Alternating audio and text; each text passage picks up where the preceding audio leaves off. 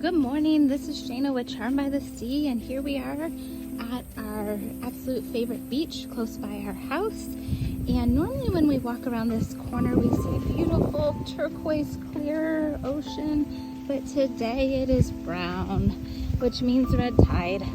So I have a feeling, although the wind is blowing and there's absolutely no smell of red tide, there's actually somebody swimming, doing laps out there. Look at that. I would not necessarily recommend that.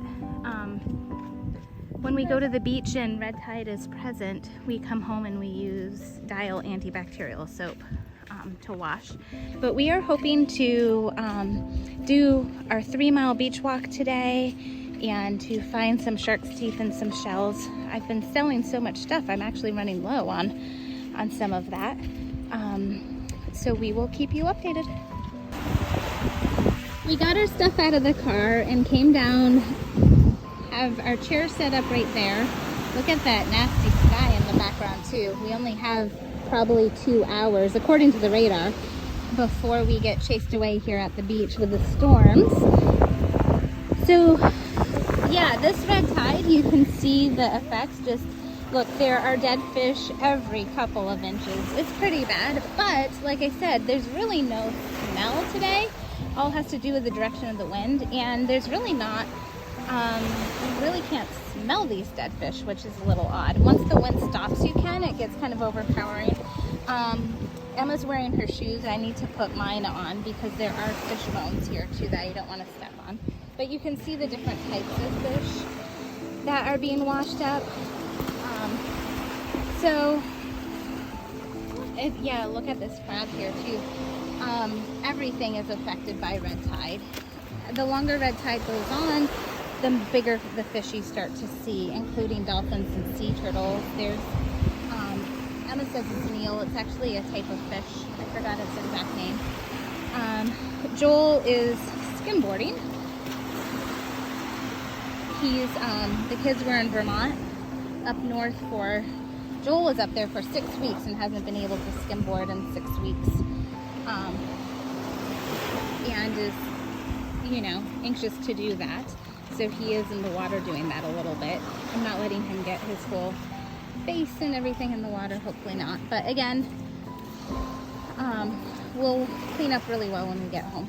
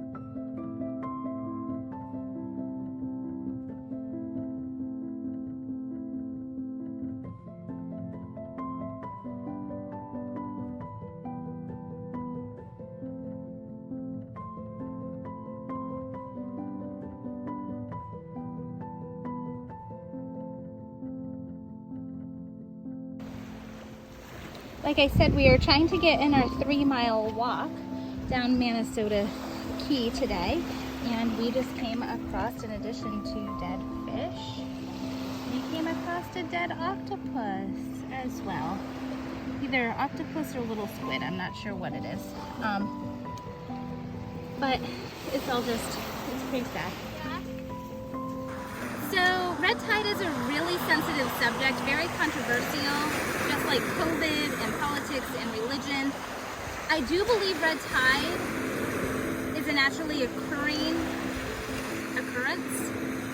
As far back as marine records date, there's mention of red tide, of reddish brown water, huge fish kills, as well as the smell and the stench. However, all that said, I also believe that human pollution does play a role in this. This past winter, up north of Tampa, in that area, there was a big spill at Piney Point, and very shortly after, red tide started again. It's been north of us for months, and only in the past 6 weeks, 4 to 6 weeks or so, it's moved down our way. So in August and September, our ocean temperatures are in the 90s. Today, the ocean temperature is 92 degrees. Between the warm water, sorry, that seagull I thought was gonna poop on my head. It just flew over my head and did a really loud screech, which usually means you're gonna get bombed. Anyway, between the warm ocean water and sewage discharge and fertilizers that wash into the water, the summer months we get inches of rain each week. This past week alone, I think we've gotten 7 inches of rain here in Venice. That causes all of the fertilizer to run off of the yards. Just waste in general runs into the warm water. The red tide feeds off of all of those pollutants, which just causes the red tide to grow and become worse. Myself, as well as so many other people who live along these coastal towns, our businesses and our livelihood relies on clean water and our clean beaches. So it's really, really heartbreaking to come down here and see all these dead fish. My Airbnb guests that I have right now that are here from Texas, they're unable to really enjoy the beach to the fullest that they want to enjoy. The tourist boats, the fishing boats, the kayak and canoe tours, the sunset dolphin tours, all of that is impacted when red tide hits. As well as just our happiness and our way of life down here. We moved down from Vermont 5 years ago, and we moved down here in part because of the weather. Up in Vermont, it was cold and dark for months on end out of the year. We moved down here to experience the sun, the heat, the beautiful waters. And although as the bird flies, we live just half a mile from this beautiful beach, it's really hard to come down here and enjoy it and get that mental health break that we all love